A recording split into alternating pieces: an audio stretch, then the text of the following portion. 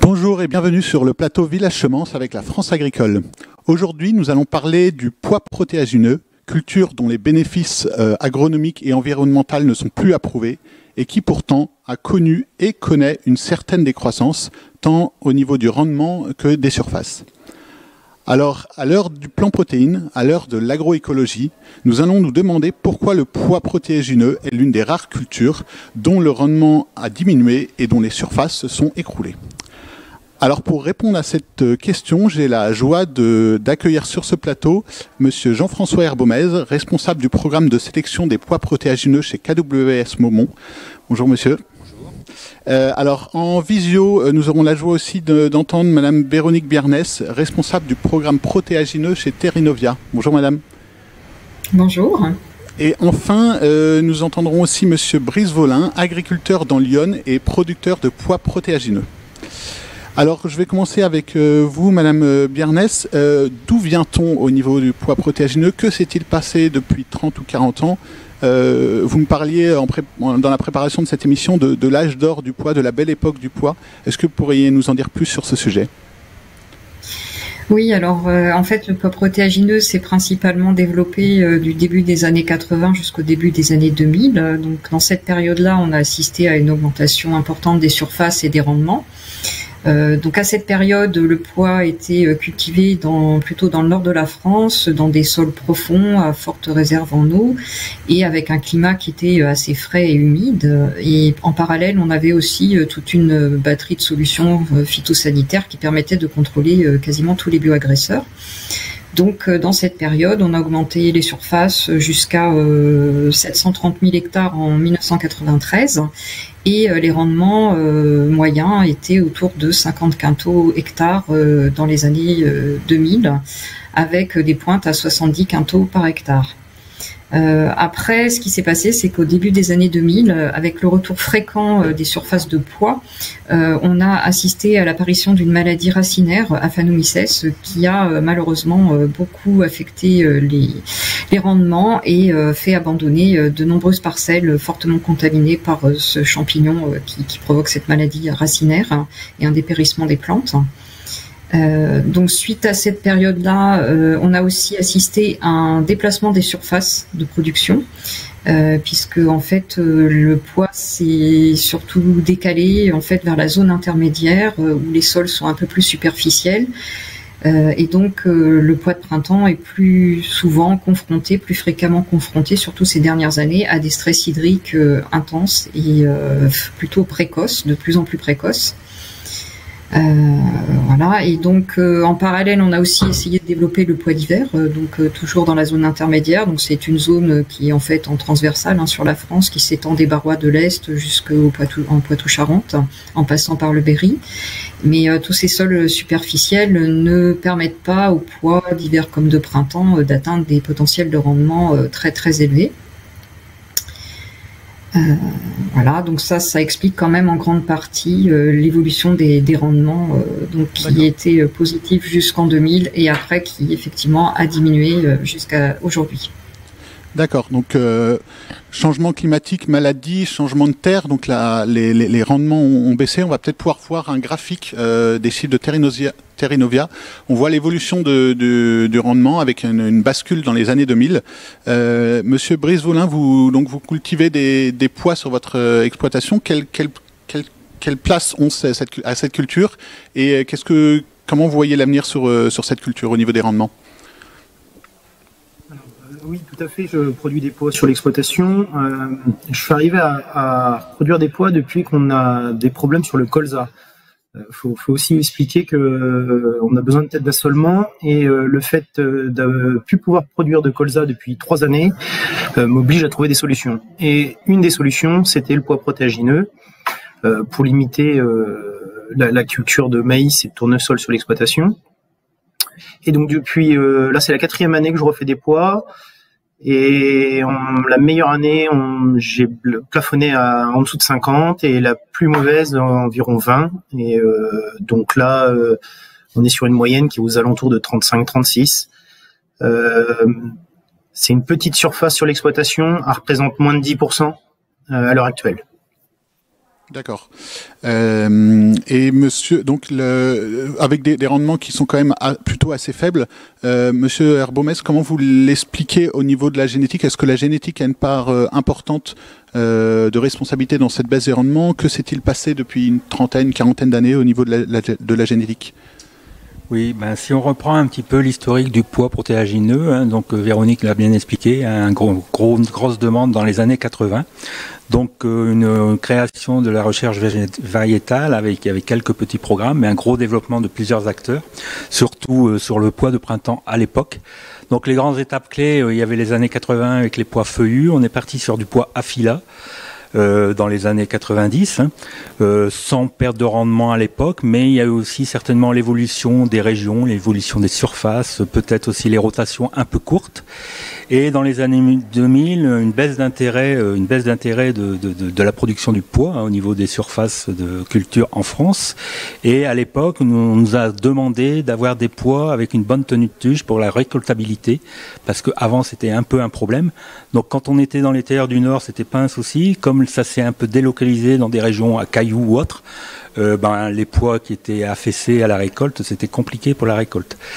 Donc peut-être que de ce fait de feuillus, Aphylla et peut-être monotige, on a peut-être génétiquement eu peut-être pas un recul, mais en tout cas un arrêt du progrès génétique qu'aujourd'hui, je pense qu'on a retrouvé. Donc après, il y a eu des années 2000-2010 avec beaucoup de recherches malgré des budgets restreints sur le pois de printemps, mais aussi sur le développement du pois d'hiver.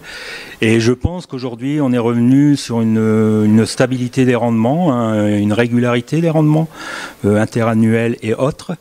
D'ailleurs, une étude avait été faite il y a quelques années entre comparer les anciennes variétés et les nouvelles variétés. On voit que le progrès génétique est là. Donc aujourd'hui, oui, il y a la Phanomyces, il y a certainement les zones de production qui posent problème, mais peut-être le changement climatique, c'est compliqué à dire. Je pense qu'il faut travailler sur les stress et les multistress, mais j'en reviens un petit peu à ce que je vous ai dit. Baisse des surfaces, budget restreint, moyens limités en recherche, même s'il y a beaucoup de choses de faites, mais bon, voilà, quoi. On peut pas... du jour au lendemain, répondre à tous les stress. Après, il y a aussi beaucoup de changements au niveau agronomie, hein, au niveau des matières actives, des insectes. Hein. Les insectes, c'est devenu un très gros problème. Voilà. Peut-être que ça peut expliquer plusieurs choses. Alors du coup, là, cette un peu décroissance du pois serait entre autres due, vous l'avez dit, à un manque de moyens. Il y a quelques mois, il y a le gouvernement et particulièrement le ministère de l'Agriculture qui ont annoncé un plan protéines pour remédier à cette décroissance du pois comme d'autres protéagineux. Qu'est-ce que vous pensez de l'application de ce plan ? Pour moi, ce plan protéines est très intéressant. C'est pas le premier plan protéines, ce sera certainement pas le dernier. Il faut aider à essayer de structurer cette culture, enfin les protéines végétales. Je trouve dommageable dans ces plans de relance qu'elles soient vraiment pas mutualisées. C'est des actions par secteur ou par niveau, et je suis pas sûr que à la fin ce soit vraiment bénéfique à la culture, parce que chacun travaille un peu de son côté, je dirais. Donc je pense qu'il faudrait de la production aux utilisateurs, en passant par tout ce qui est recherche, stockeur, organisme collecte et ainsi de suite, structuration du marché, j'en sais rien. Mais je pense que mettre des moyens sur telle ou telle chose, ou telle des actions sur tel ou tel secteur sans que ce soit coordonné, je suis pas sûr du retour sur l'investissement de l'État. C'est mon avis. Vous évoquiez donc un aspect multifactoriel dans les problématiques autour du pois. Madame Diernès, est-ce que vous avez le même constat au niveau des causes vraiment de cette diminution, on va dire, des rendements, et comment vous voyez l'avenir? Qu'est-ce qu'il faudrait pour que ce pois reprenne toute sa place? Alors, Je dirais qu'on a quand même des notes positives. Donc, Monsieur Arbomez a effectivement retracé un peu l'historique de la sélection. Ceci dit, depuis 2-3 ans, on constate quand même l'arrivée de variétés nouvelles qui portent des caractères intéressants. Comme il l'a dit, effectivement, on a beaucoup amélioré la tenue de tige. Donc, on a maintenant des pois qui résistent bien à l'averse, qui se récoltent mieux.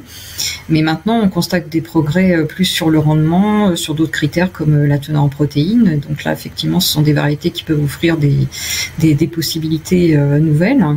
Et également, on a inscrit des variétés qui présentent une moindre perte de rendement en situation contaminée par Aphanomyces. Donc là, c'est le résultat de travaux de recherche de longue haleine, et donc on voit enfin apparaître les fruits de cette recherche. Donc ça, c'est un point positif. Là aussi, pour la meilleure maîtrise de Aphanomyces dans les parcelles, on a un outil qui vient d'être mis au point et qui permet, compte tenu de l'historique de la parcelle et également du type de sol, de savoir si la parcelle est en situation risquée ou pas, et donc ça permet justement de mieux gérer le risque Aphanomyces. Donc je pense que ça, c'est un outil qui sera vraiment très utile en complément des variétés pour vraiment aussi essayer de retrouver du rendement et retrouver des surfaces en pois. D'accord, donc il y a plusieurs raisons d'espérer dans cette culture, plusieurs outils qui pourront être déployés dans les années à venir. Brice Volin, pour vous, qu'est-ce qu'il faut pour que sur votre exploitation le pois revienne avec une part de l'assolement importante? Qu'est-ce que vous attendez un peu que ce soit des instituts de recherche, des sélectionneurs? Du rendement pour conditionner du chiffre d'affaires, bien sûr. Des plantes qui soient faciles à suivre. Je pense qu'on va toujours rester quand même sur des potentiels de 20-25% maximum des assolements, parce que sinon on ne pourra pas, entre les récoltes qui tombent en plein été avec les céréales, c'est pareil, ça conditionne aussi l'implantation. Je pense que c'est un ensemble. Sur une rotation, elle a toute sa place au niveau agronomique pour casser les cycles. Je pense qu'on peut continuer à espérer sur les pois si on arrive à avoir une génétique qui soit forcément plus performante. D'accord. Donc encore aussi de votre côté des raisons d'espérer. Monsieur Jean-François Arbomez, comment vous voyez l'évolution de la recherche en pois protéagineux sur les 15 prochaines années pour répondre peut-être au message d'espérance que lançaient Véronique Bernès et Brice Volin? Oui, je vais pas répéter ce qui a été dit. Oui, aujourd'hui, comme Véronique a dit, on arrive quand même avec une génétique de stabilité de rendement. Il y a encore des progrès à faire. On a quand même des caractères qui commencent à s'extérioriser sur certaines Aphanomyces ou autres. Aujourd'hui, je pense qu'il faut quand même qu'on travaille beaucoup le multistress.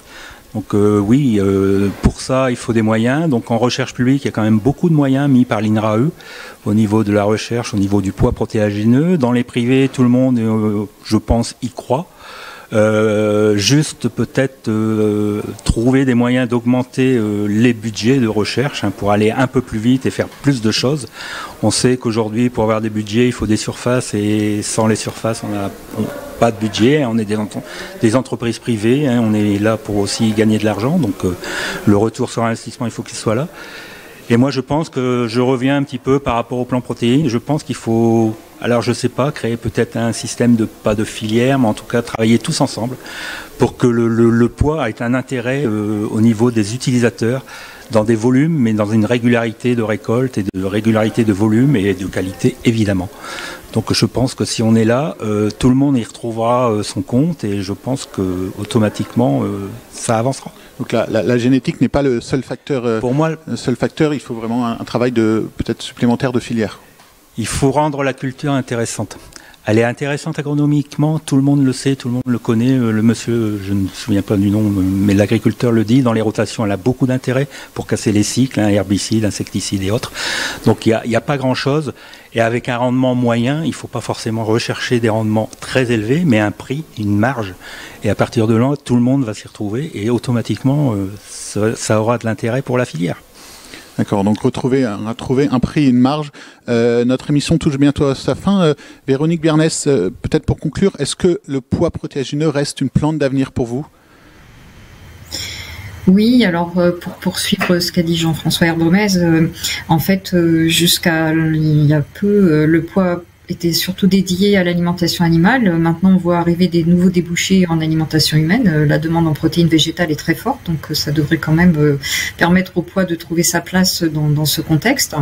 D'autre part, le plan protéines, une des missions est vraiment d'essayer de structurer les filières, hein, effectivement, mettre autour de la table tous les acteurs de l'amont, de l'aval, effectivement, essayer de structurer les filières pour assurer un volume et une quantité et une qualité également qui soit adapté aux besoins des utilisateurs. Donc oui, effectivement, ça c'est un point très important.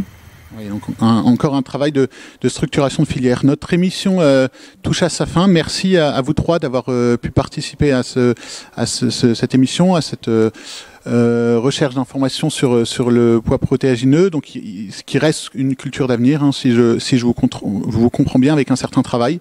Voilà, merci de nous avoir suivis sur le plateau Village Semence avec la France Agricole, et à bientôt.